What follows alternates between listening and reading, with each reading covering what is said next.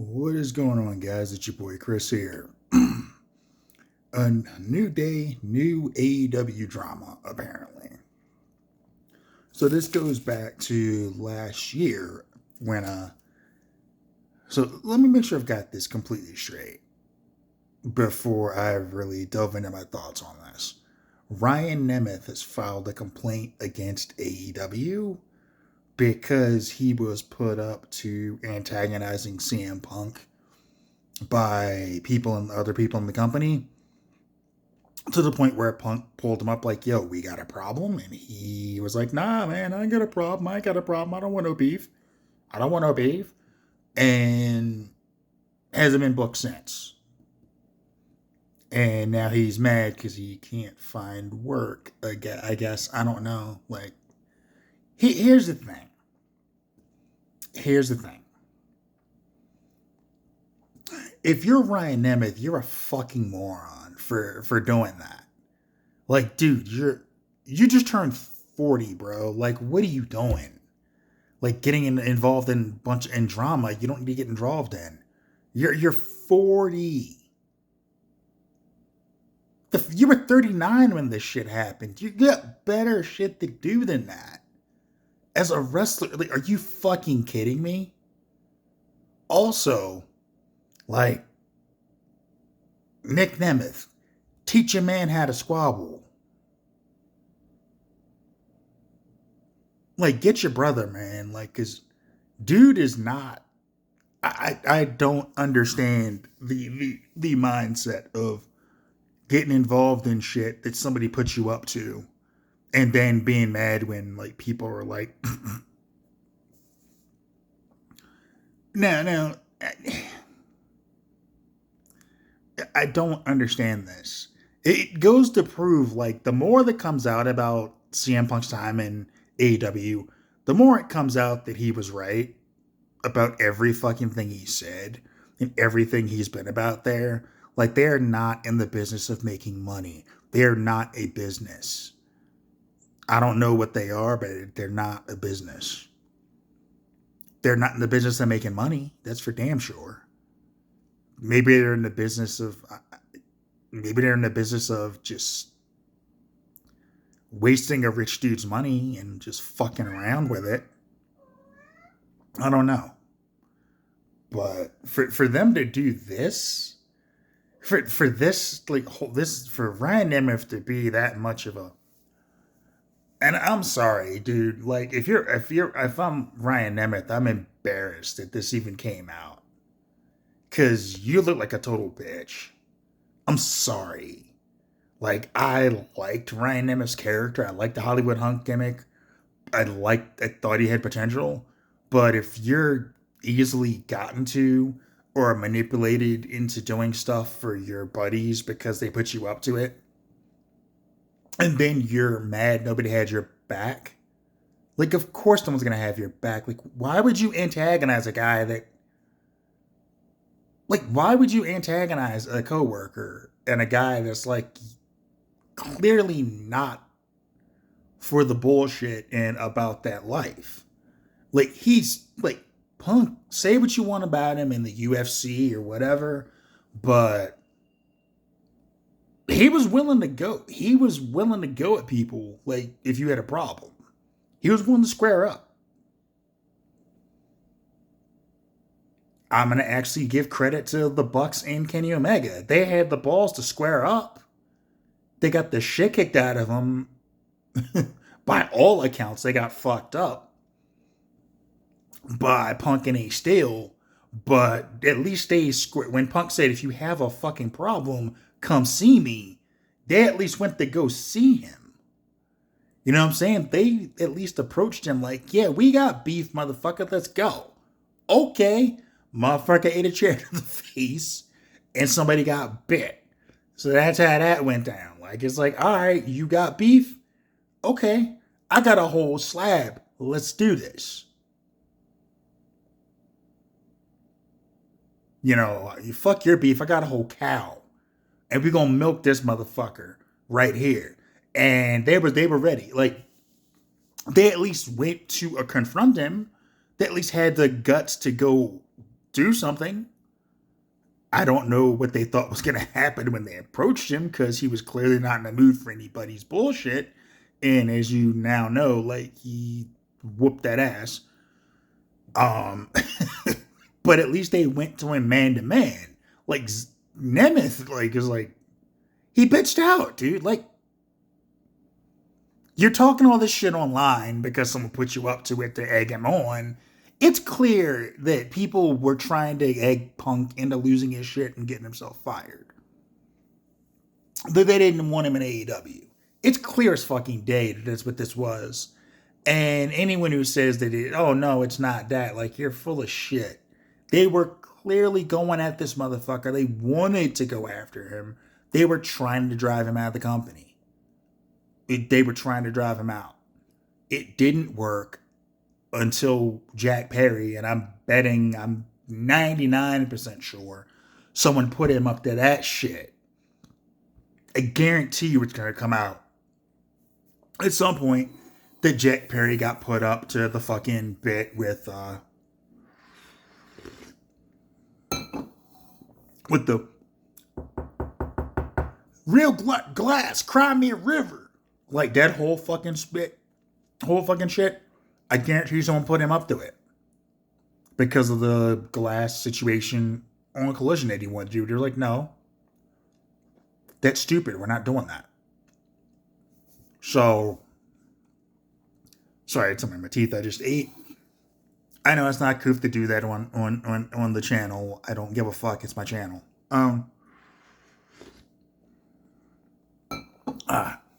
So, there's that. You know what I'm saying? Like, that's the problem. So I'm willing to bet that people are put up to, like, egging or antagonizing Punk backstage or behind the scenes and trying to get him to blow his fucking lid and to get himself fired. I fully believe that now. I'm fully convinced. And when it comes out, not if it comes out, when it comes out, and it's going to come out, it's going to make AEW look even worse than they look right now. Speaking of AEW looking bad,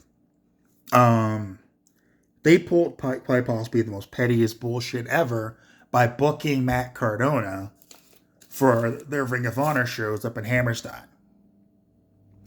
After pulling Ricky Starks, who he was going to feud with, and let me make sure I've got this straight. You've got Ricky Starks. He's the talk of fucking wrestling right now. I was talking about Ricky Starks. He's the biggest news story in the business right now. You had to pull Juice Robinson from your Continental Classic tournament because Juice got hurt. Best wishes to Juice. Get well soon, brother. I like Juice Robinson. I love that dude. Like, I don't know what it is about him. I just love Juice. Get well soon.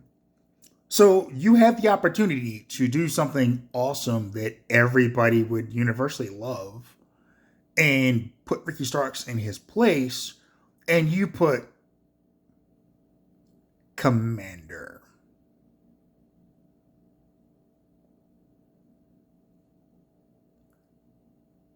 Okay. Like, it's clear, like, make it even more obvious that you're just keeping Ricky Starks on the shelf just because you're a petty bitch. You know what I'm saying? Like, you could just use the motherfucker again. Like I said in my last video, if you've got a guy and you're paying him, you might as well get something out of him and put him on fucking TV. Otherwise, just let him fucking go. If he goes somewhere else, so the fuck what? Why do you care? He's not working for you anymore because you let him go. Like, I'm 99.9% sure most jobs I've left didn't give a damn where I went afterward because, like, why do we care? He left. He's not here anymore. He's probably off doing something different. The only job that I think probably did care about me was when I worked at the bar. That's because I was friends with the owner and I knew everybody and I was pretty well liked.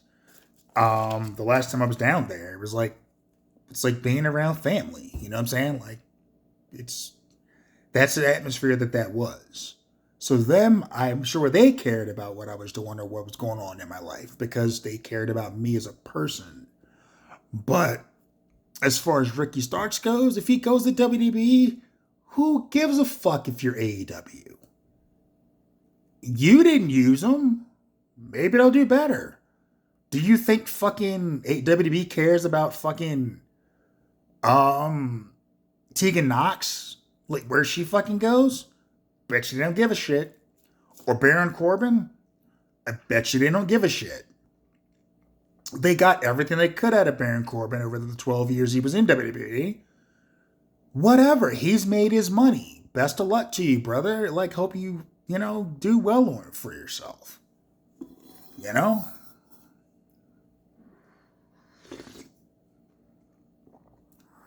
I personally think they should have stretched out Brooke Corbin for longer, and that actually got me to like him because of how funny it was. Him showing up with a button-down shirt with a mustard stain and his hair's all disheveled. Like, I loved it. Like, I love Brooke Corbin. But that's beside the point. The point is, if someone doesn't want to work for you... Oh, and then another thing AEW is doing. Danhausen, same situation. You're not booking. You have no plans for him. But you're advertising new merch for the guy.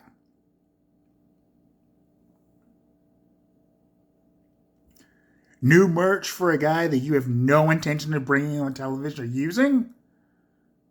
So you'll make money off of like his popularity and the fact that people like him, but you won't try to pop a rating by putting him on television and advertising him to be at your events.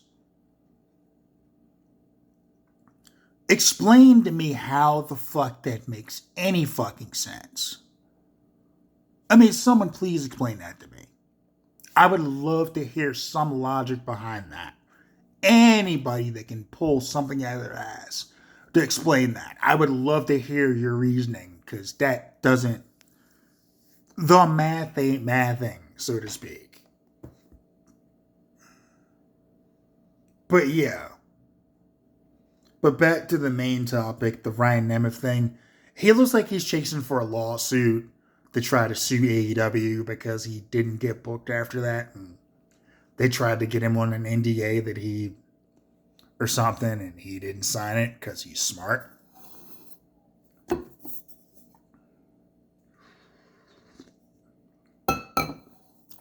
But now we have the story that came out that makes him look like a chump.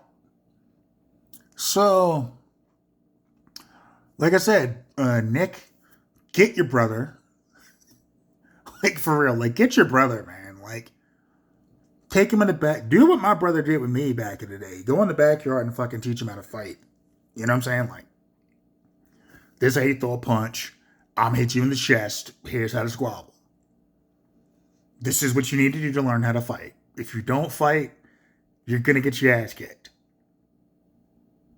So, you best be ready.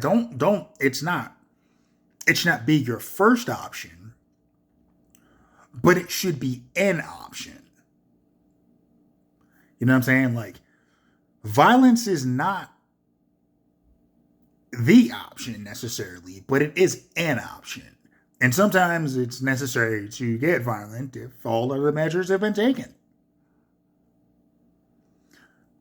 I mean, Kenny Omega said it himself. Like, sometimes you gotta scrap. And he did. And again, credit to... The only motherfucker in all of this CM Punk shit that seems to come out with any type of, like, fucking... I actually like Kenny Omega now more than I ever did before, because he's the only one that's been real about any of this shit. Like, for him to say, like, yeah, sometimes, you gotta scrap.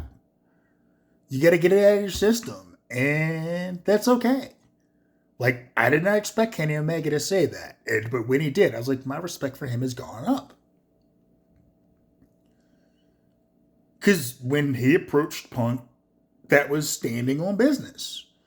That was responding to, if you have a problem with me, let's go settle it. Kenny and the Bucks, probably more so Kenny, because he seems like the more alpha male of the bunch of them, I know it's the elite, and that may not seem like the most manly. They're not the manliest group of men, but I guarantee you, Kenny went to find it kind of fucking like deal with it. Because he had the scent. And like he understood. And I had something on my phone, I had to get off. He had sense to, we got to address this, man, because if we don't, it's going to get worse. And he did. And apparently, like, he was one of the few people that, apparently he squashed it with Punk. Because he was an adult. He was the adult in the room. One of the few adults in the room in that company. Which, good for him. I don't know what to tell you on that. I hope he's recovered from the diverticulitis. I like Kenny Omega as a wrestler, okay? I'll just come out and say it. I like Kenny as a wrestler. I like him. A lot of people may not like him. A lot of people shit on him for wrestling like the 8-year-old girl or whatever the fuck. Or the dressing like Jasmine from Aladdin. It was comedy wrestling. It was a comedy wrestling promotion. I ain't mad about it. They exist. It's fine. It didn't hurt anybody. It was okay. He was in DDT, which is a comedy promotion. They do comedy bits. Like a guy pulled a fucking gun in that promotion and held his opponents hostage with a handgun. So it's just goofy shit that they did there. And again, that doesn't bother me. I can laugh at comedy wrestling. As long as it's not Orange Cassidy, because that shit's not funny. You can't make me believe in him as a serious competitor or contender for a title. I'm sorry, it's just not. And if they put by the way, if AEW puts the belt on him, I'm gonna laugh my dick off.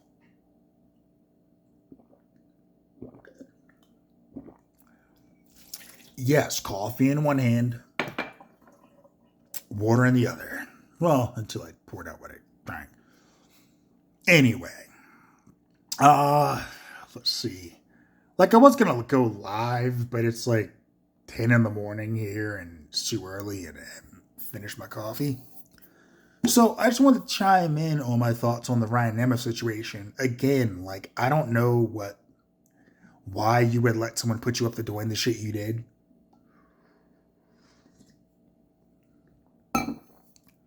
You brought the smoke to your own fucking door, Nick, or Ryan. So I don't feel any sympathy for you. You want the sympathy of the people, but you don't get my sympathy. That's right. I'm Scott Steiner and that bitch. No sympathy. Not at all. You don't get mine.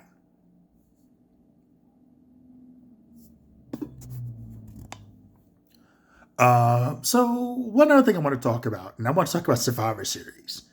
I want to talk about the IC title match specifically.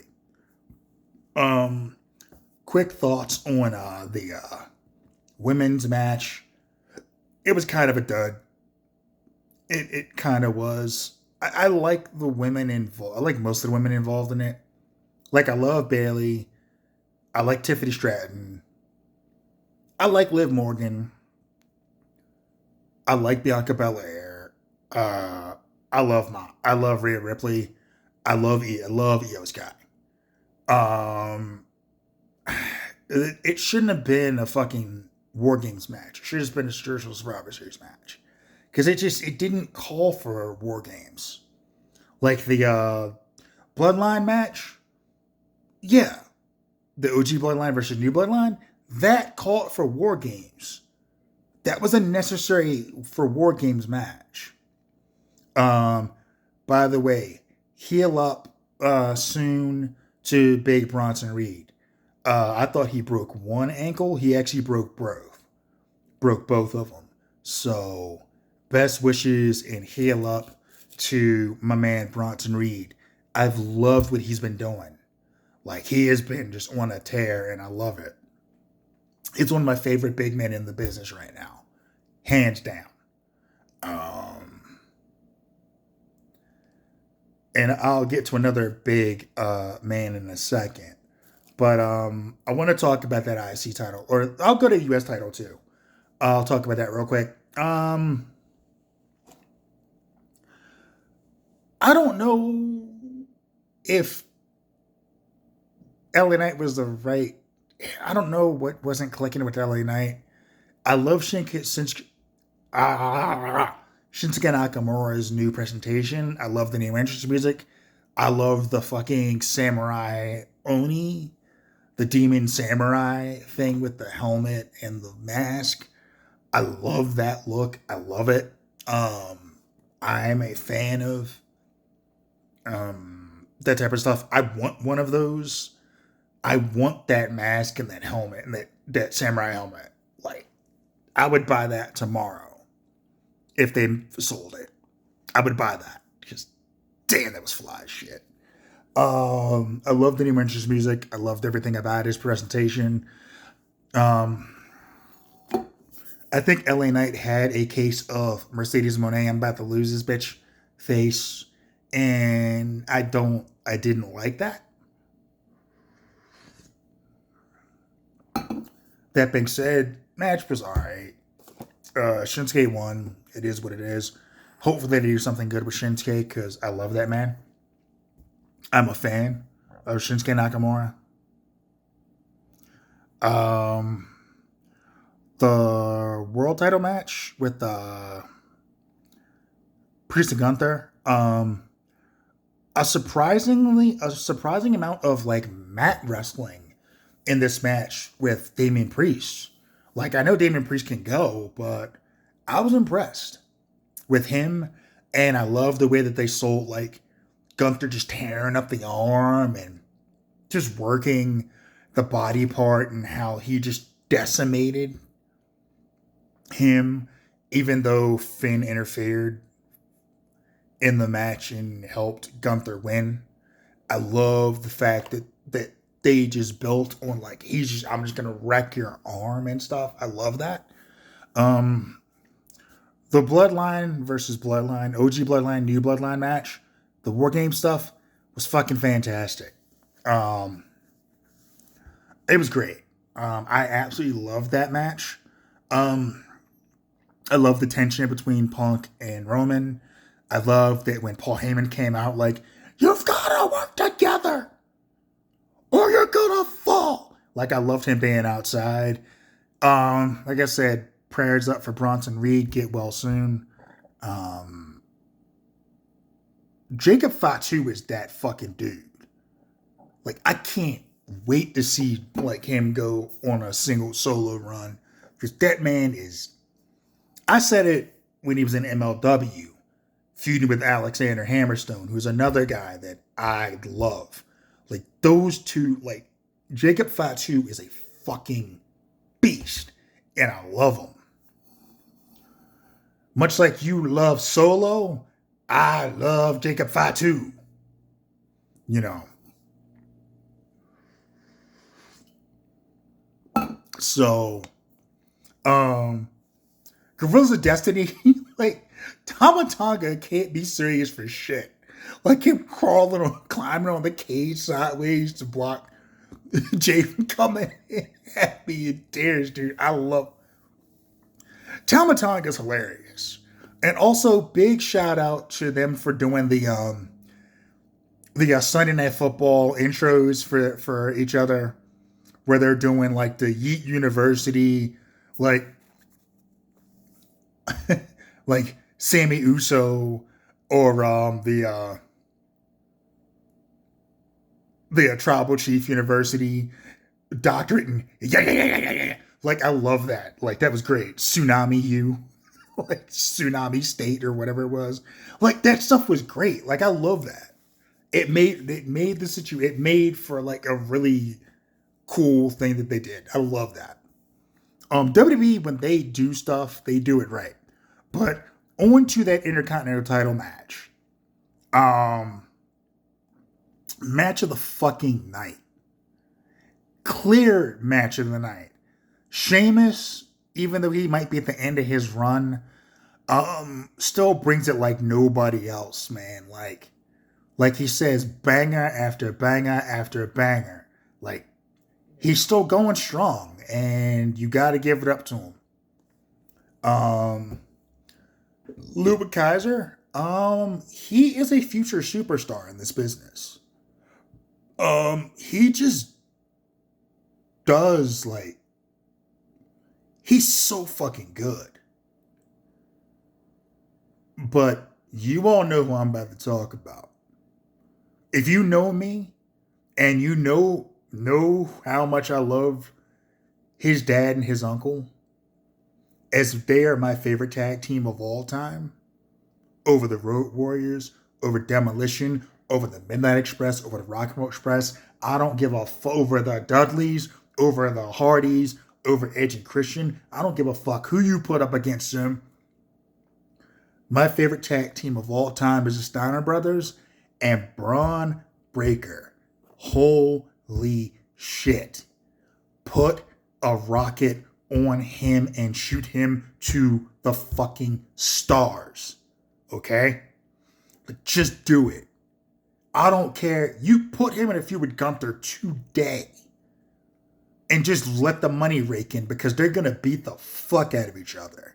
Not only that, that shoulder, that flying shoulder that he hit on Ludwig Kaiser, where he came out of fucking nowhere, like the height, the speed, the accuracy, like this dude is a fucking menace. Like, I don't know where they built him from, or how. The genetics are strong in the Steiner family. Holy shit. Like, strong. Like, he's got the body of his dad back in his prime. He's got the talking ability of his uncle. He's got the wrestling ability of both. And he's got this ridiculous speed. Now, when I was on the Bayou Geeks co-hosting with Fatty, Maximus, Dirk, and Mike D brought up a point, and I've been looking at it ever since. Whenever he hits the ropes, the ring moves. Like, he's going like 20-something miles an hour, bouncing off the ropes. Like, the speed he generates is just insane. And he just levels motherfuckers. His spear is ridiculous. His power, like, just, he's got everything.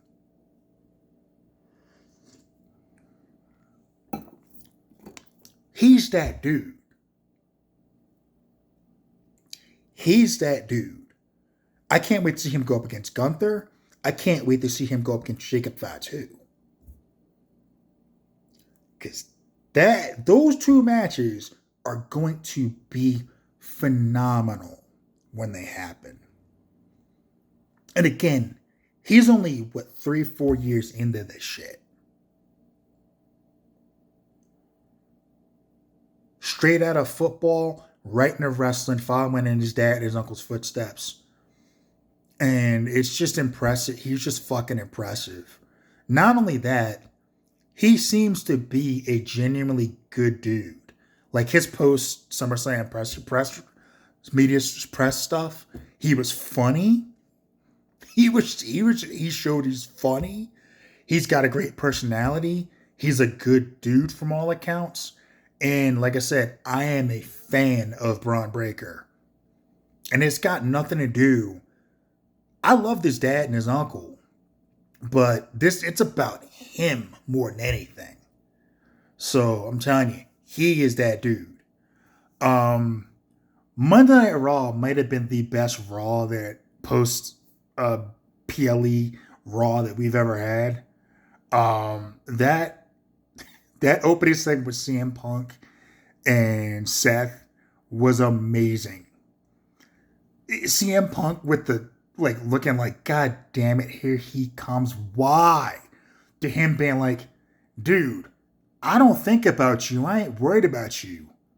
Fuck you. You ain't shit to me. You had something I wanted at one point. You ain't got nothing now. I ain't got time for your ass. And then, like, they get into it and they get broken up. And then Sami Zayn comes in and he's like, how could you team? And Rollins is like, how could you team with Roman Reigns? You helped them get back into power. And Sammy's like, motherfucker, you know this is your fault, right? Like, you started this back when you hit that motherfucker with a chair in the back, bro. When you turned on him and broke up the Shield, you started this. Everything that he's done since is because of you. I was like, ooh, Seth gonna turn heel? As long as he stops dressing like a dipshit, I'm all for it. But him coming out in the mesh Hot Topic circa 1996 shirt. Speaking of that shirt, I think I had one at one point. Like, yes, your boy actually did buy clothes at Hot Topic and dress like that. I had Jankos and the mesh shirts, and yeah, it was a thing. It was a thing. Yeah, I did. But it's 2024 now, and the mesh shirts ain't. It's not a thing anymore, dude. What the fuck? Like, you look like he dresses like a fucking clown. I can't take it seriously. But that's beside the point. That segment was great. The return of Drew McIntyre was great. But the segment that had everybody talking was the New Day segment.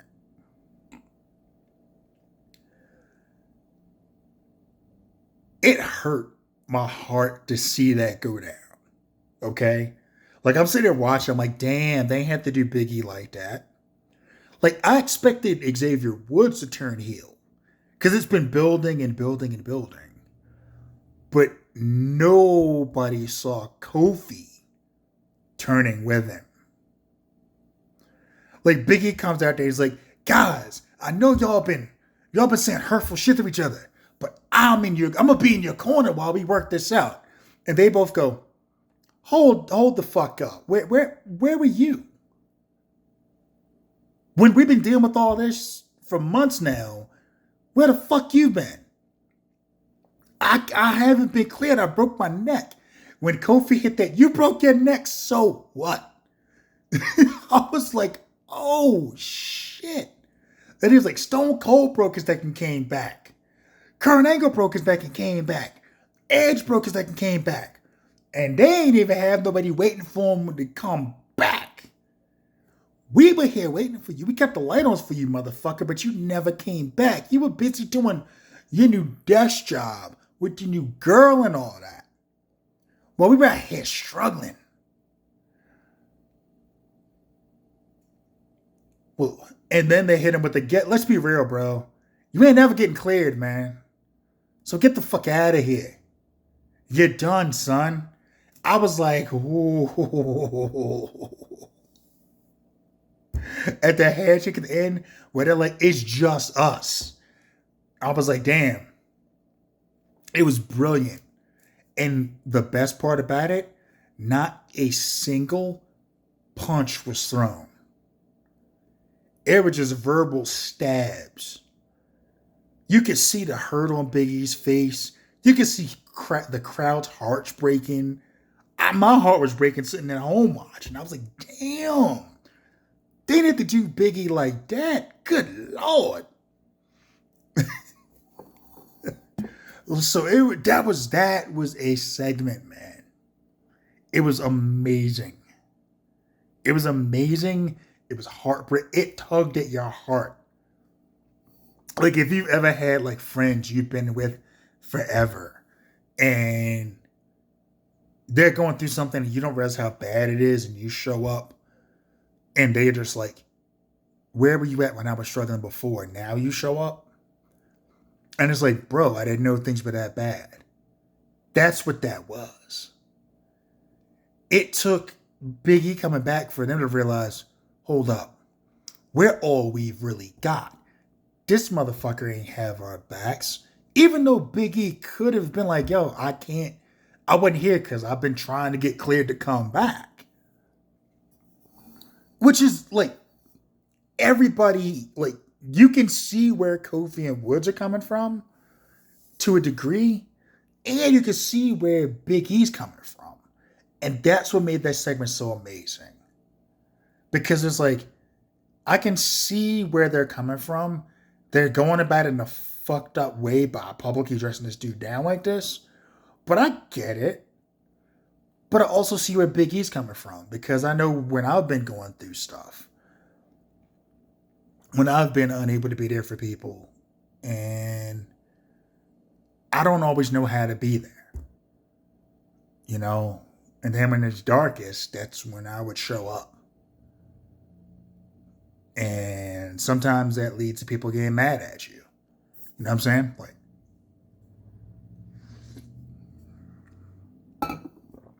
but yeah, that's what that was. Anyway, I've gone on about 30 minutes plus here. I wasn't planning on going that long. I was only going to do a quick video about the Ryan Nemeth situation. But in closing, Ryan Nemeth, learn how to squabble, bro. Learn how to squabble. This isn't going to go anywhere because if you're lawsuit chasing, it's not going to go anywhere because AEW already fired Punk. He gone. He been gone. Like, ain't nothing going to happen, and it's not going to turn the way you think it is. So, like, you fucked up, bro. That's all on you. Anyway, I'm going to get off here, get my day started. Not that I've got much to do because I'm still not working yet. That may change soon, though. I don't know.